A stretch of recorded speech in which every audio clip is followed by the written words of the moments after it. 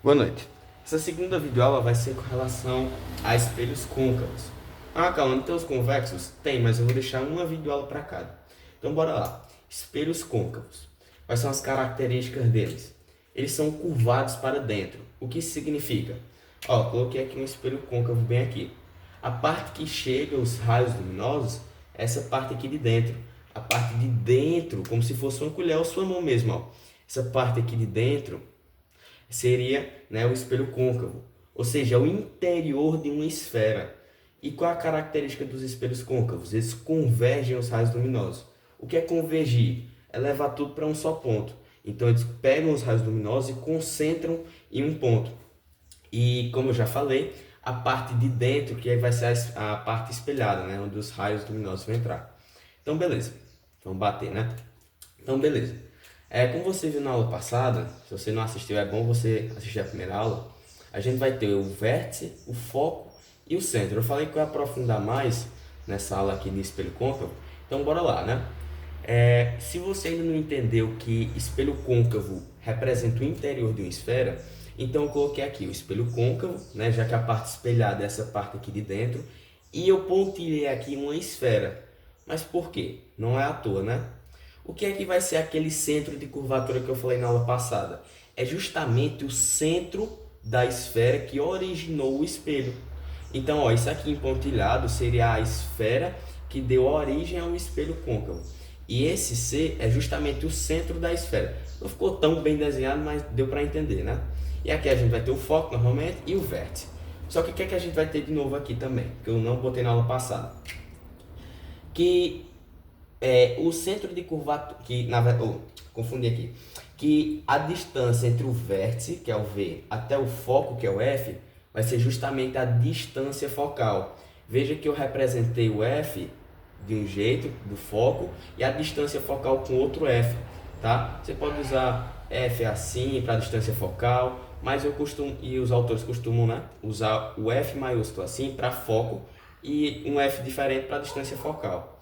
Beleza. Só que numa esfera a gente também tem um raio. Verdade, né? O raio é quando a gente pega o centro até outra extremidade. Então, por exemplo, aqui, ó, do centro até essa extremidade aqui é o raio. Enfim, só que o que é que você percebeu? Que do vértice até o centro também seria o raio, né? Porque aqui também, ó, até aqui é o raio. Se eu pegar daqui até aqui também é um raio.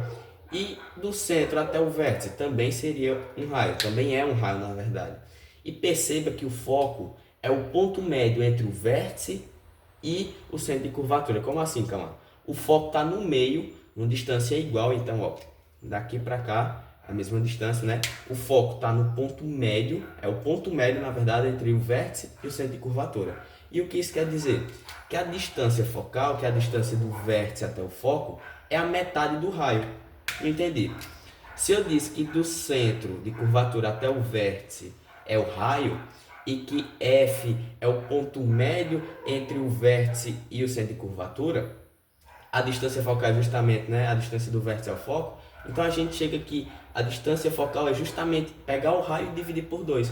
É a metade do raio, tá certo? Então bora lá. Formação das imagens. Como eu falei na aula passada, você tem que saber aqueles dois raios notáveis que eu falei. Inclusive tem outro aqui que eu lembrei, mas que eu vou já falar que não vai ser tão difícil e tal. Enfim, bora lá. São 5 formações de imagens. Então os espelhos côncavos eles têm essa característica, né, de ter muita formação de imagem. Enquanto que o convexo é só uma imagem, né, uma formação de imagem, aqui a gente tem 5. Então beleza. Tudo que a gente já aprendeu de pontos, né, vértice, foco, centro, a gente vai colocar aqui, ó, espelho côncavo, né, a parte de dentro é espelhada, e eu coloquei aqui um determinado objeto. Essa seta aqui, essa primeira seta aqui em vermelho, é o objeto. Eu coloquei ela antes do centro de curvatura. Então vamos fazer lá os raios notáveis. Chega paralelo, volta pelo foco. E aquele outro que eu falei, que vem pelo foco e volta paralelo. Beleza, quando eu faço esses dois, onde eles se encontrarem, vai ser justamente onde vai se formar a imagem. Calma aí, como é que eu vou saber? Por que a seta não está de cabeça para cima? Pessoal, onde os raios se encontram, no local em que eles se encontram, você vai colocar logo a pontinha da flecha, tá? Da seta. Então aqui não é de cabeça para cima. Onde os raios se encontram é justamente a pontinha da flecha. E o que é que a gente vê aqui? Que a imagem ela é real, porque não é feita a partir do prolongamento dos raios. Ela é invertida. Vê, aqui está de cabeça para cima, aqui está de cabeça para baixo. Lembrando que isso aqui é o objeto, isso aqui é a imagem. E ela é menor. É bem fácil de visualizar que aqui ela está num tamanho maior do que a imagem, né? O objeto está num tamanho maior do que a imagem. Quando é que a gente vai ter a formação 2? Então perceba que aqui eu estava antes do centro de curvatura e agora eu estou aproximando esse nosso objeto, essa nossa seta. Agora eu coloquei ela em cima do centro de curvatura. E aí, o que é que eu faço? Mesma coisa, né? Raios notáveis. Chega paralelo, volta pelo foco. Chega pelo foco, né, que é esse segundo aqui, e volta paralelo. O que é que a gente observa? No local em que eles se encontram, os raios, né, a gente vai ter a formação da nossa imagem. Lembrando sempre que onde se encontram vai ser a pontinha da flecha. E aí você vê que essa imagem aqui que foi formada, ela é real porque não é feita a partir do prolongamento dos raios. Ela é invertida porque aqui está de cabeça para cima o objeto e aqui está de cabeça para baixo a imagem. E de mesmo tamanho, ou seja, igual. Você vê que esse tamanho aqui é igual a esse, né? Então você vai fazer os raios notáveis.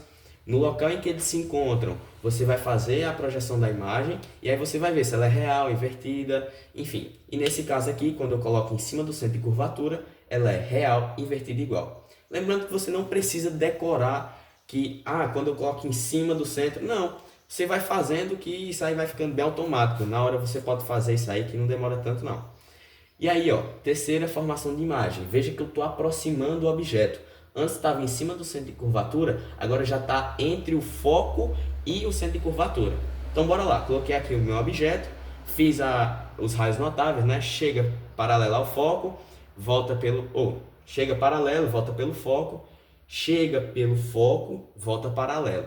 No local em que se encontra, a gente coloca a pontinha da seta e você vê que a imagem ela é real novamente porque não é feita a partir do prolongamento dos raios. Ela é invertida, aqui está de cabeça para cima, aqui está de cabeça para baixo, e ela é maior. Aqui, tipo assim, não ficou tão bem visualizado, mas dá para ver que essa setinha aqui de baixo é maior do que a de cima. Então, quando eu coloco entre o foco e o centro, a imagem vai ser maior do que o objeto. E agora, quando eu aproximo mais, ó, que eu coloco agora em cima do foco, o que é que vai acontecer? Essa formação de imagem ela é bem, assim, característica, né? Vai ser a formação imprópria, é a mais diferente que a gente tem. Então vamos lá. Chega paralelo, né? Volta pelo foco. Aqui é outro raio que não coloquei na aula passada, mas que também não é difícil.